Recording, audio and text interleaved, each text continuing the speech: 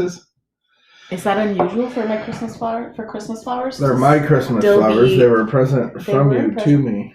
They were a present for you. Because of your bad attitude. They were apology flowers.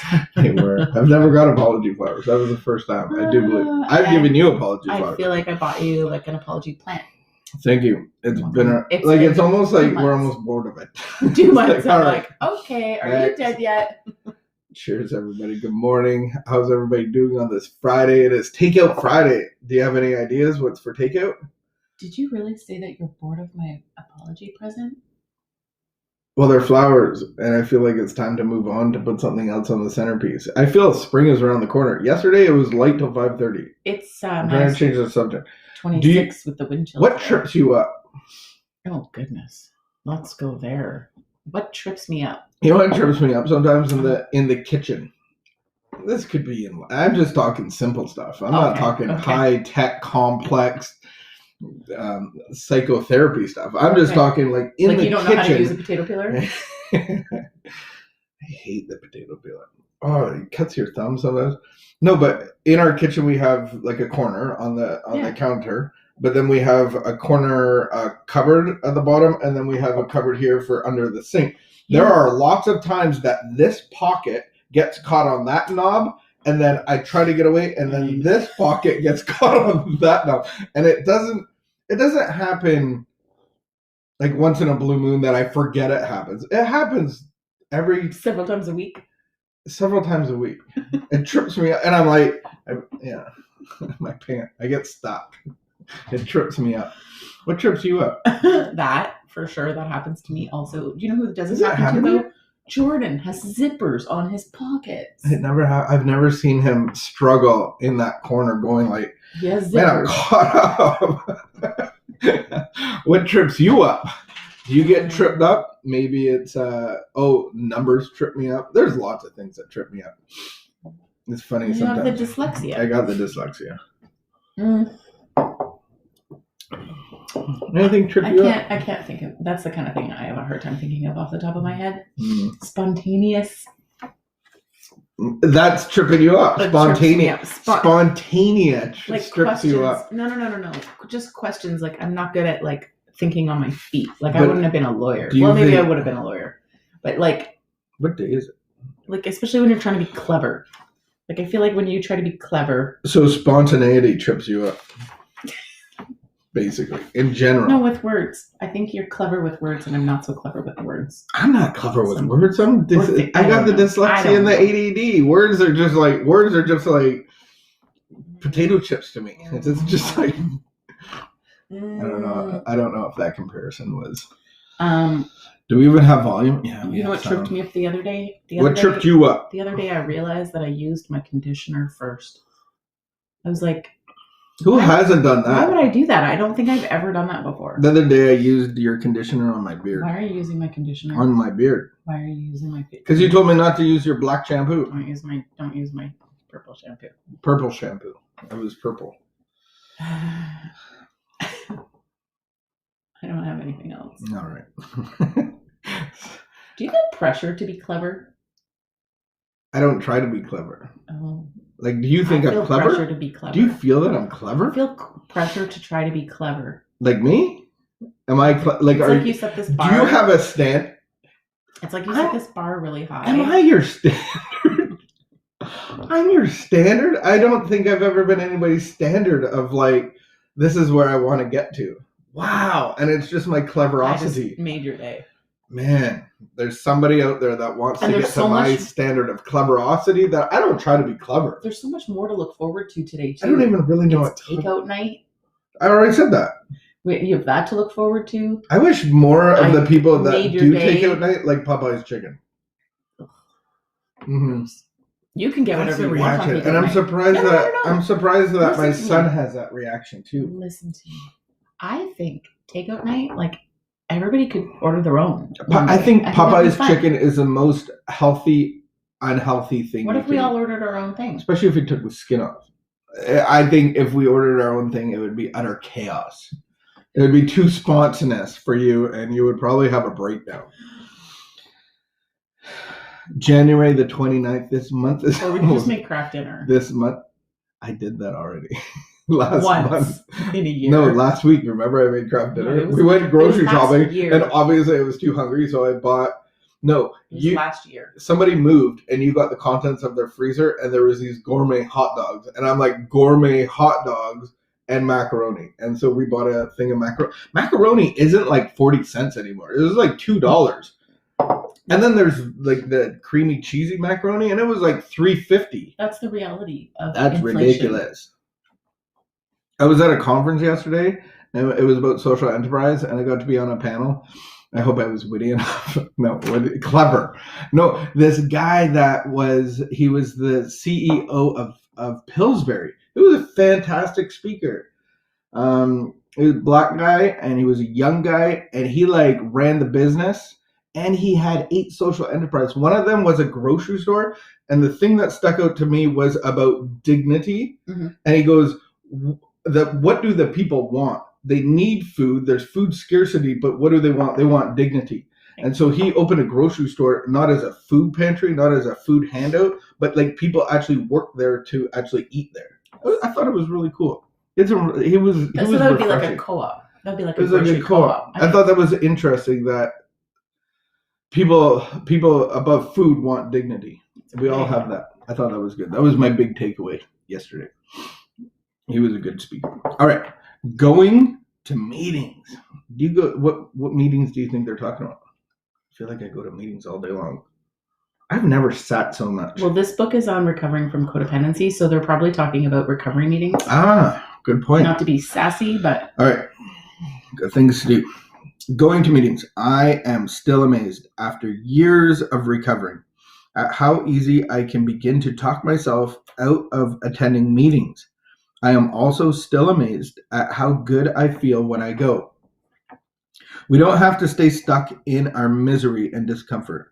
An immediate option is available that will help us feel better. Go to a meeting, a 12-step support group. Why resist what can help us feel better? I know, resistance. Ooh, it's the opposite of acceptance. Too busy? Go on lockdown. Why sit in our obsession or depression when attending a meeting, even if that means an extra meeting would help us feel better? Too busy?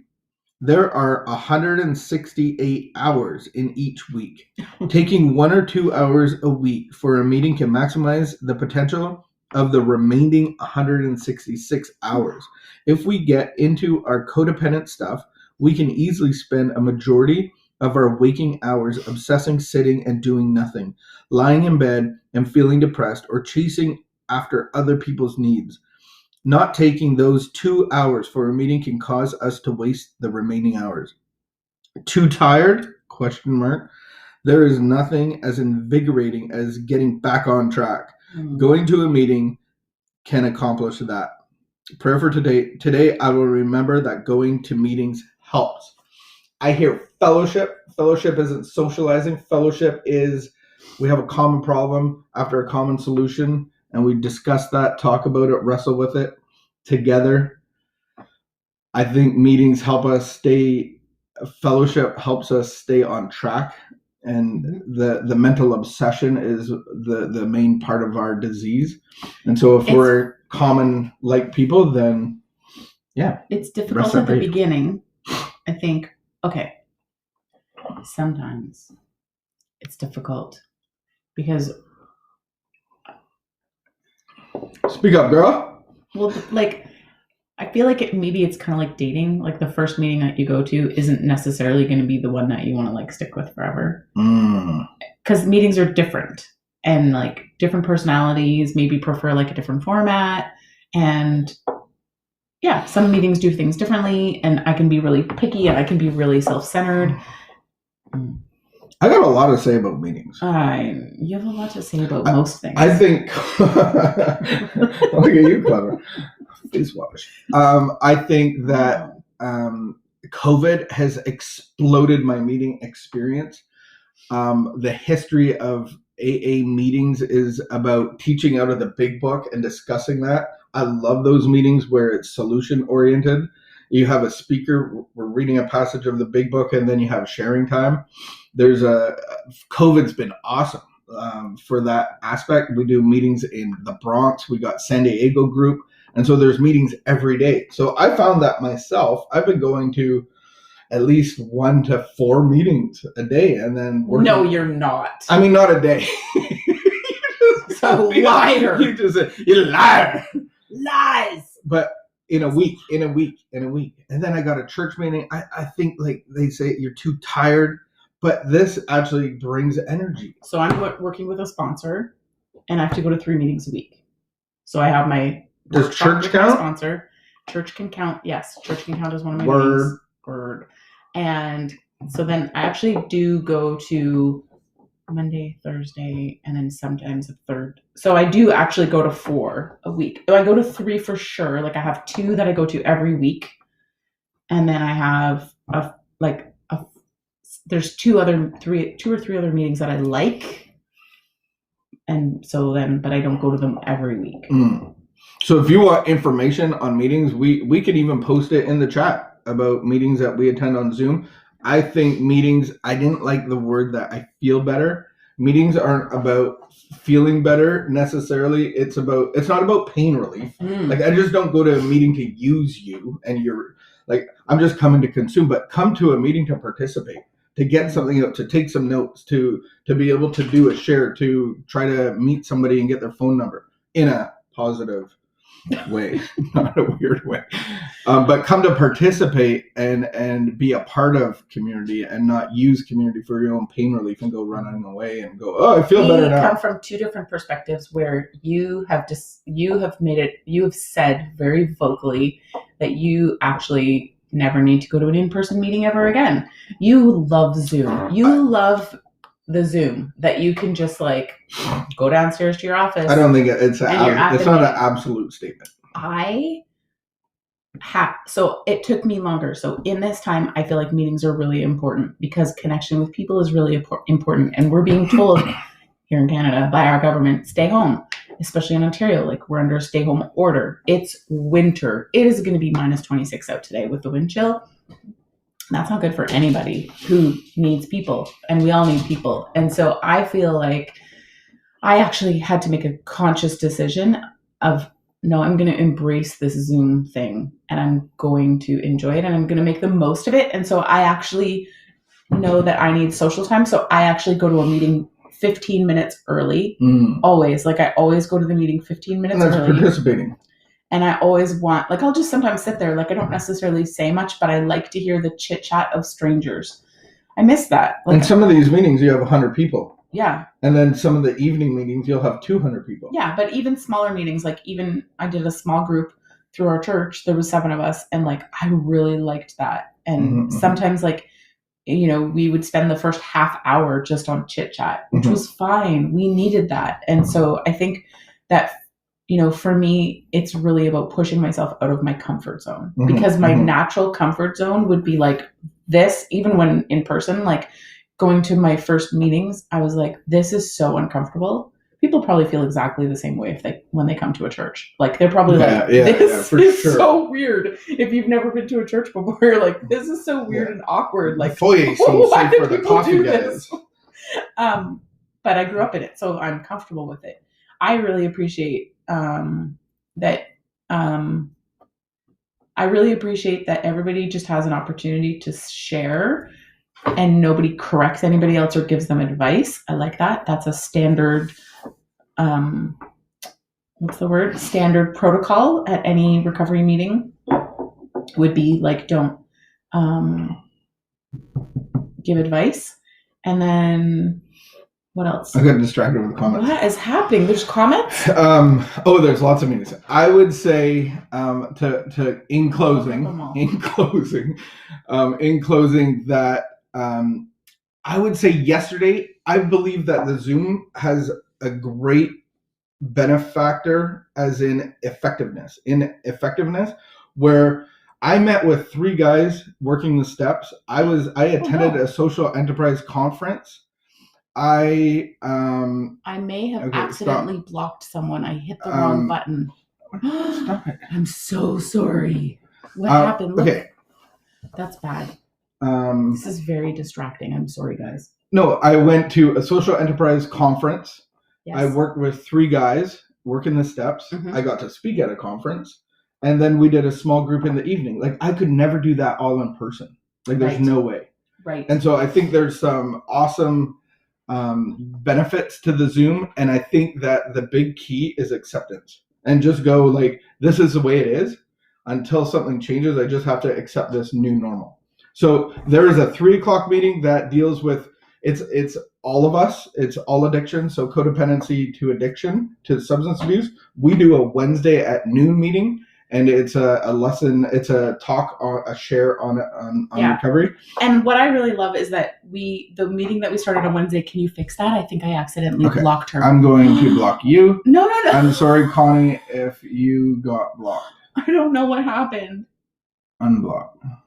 Okay, maybe not. Maybe I already unblocked it. So our Wednesday meeting, we use the big book, the good book.